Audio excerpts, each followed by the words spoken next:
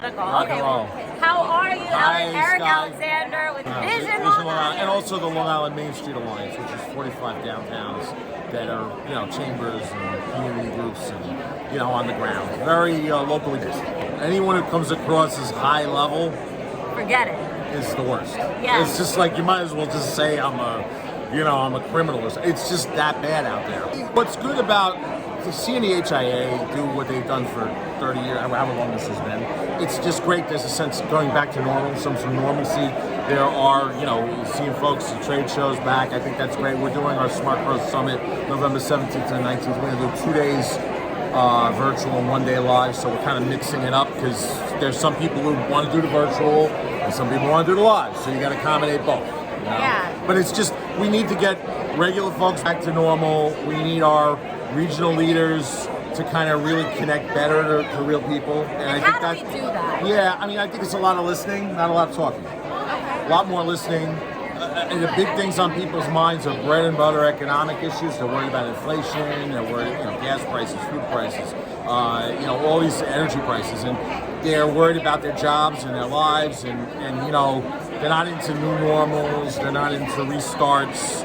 They're into just figuring out how, the kids can be safe, they can be safe, and they can have some money coming into their experience. And are these some of the issues that you cover at your Smart Yeah, we're going to talk about it this summer. We're also going to talk about development, as we always do. We got transit-oriented development coming still. We got affordable housing plans coming forward, infrastructure, sewer infrastructure, water. The good news is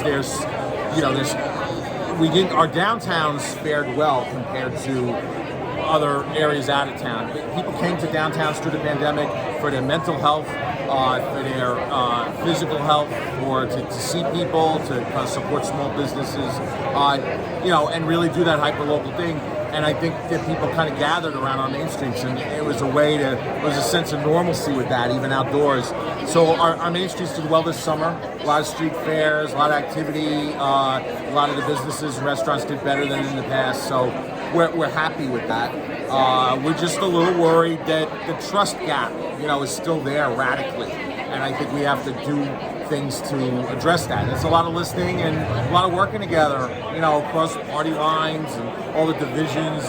Most people are capable of working together and still want to. You'd hope so. You'd certainly hope so. You hope so. I stopped listening to these, even though I guess this podcast will be on one of these, but this is the worst thing because you get like 30 or 40 messages a day that tell you why we shouldn't trust each other, and why we hate each other, and why we shouldn't work together. How do we combat that? Yeah, it's just, you know what?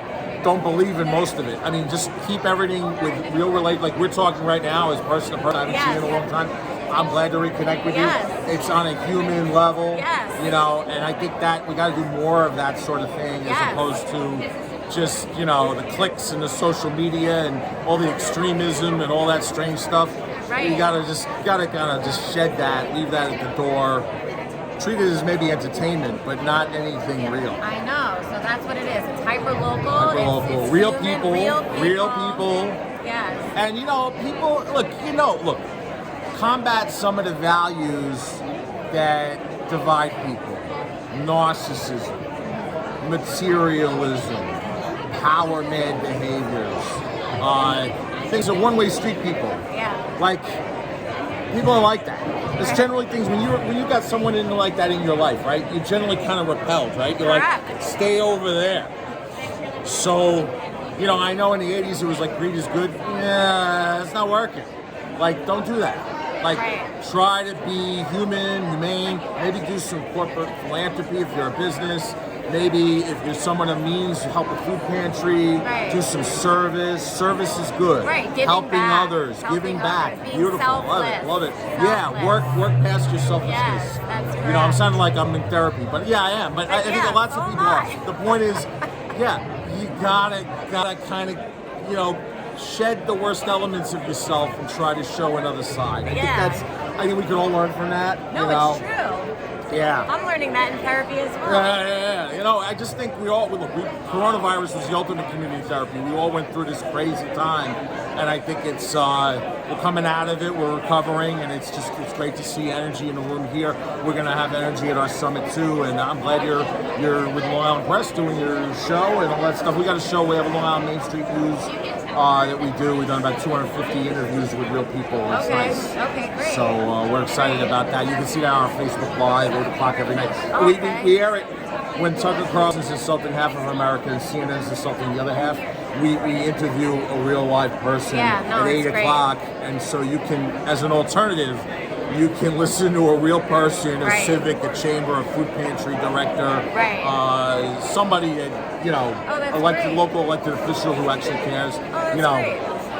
I'll have to check out your show. We'll check it out. I gotta check yours out too. Check out my show. Yeah. I do something similar, talking to hyper-local people like yourself about what's actually happening. Yeah, we're trying to figure it out. Okay.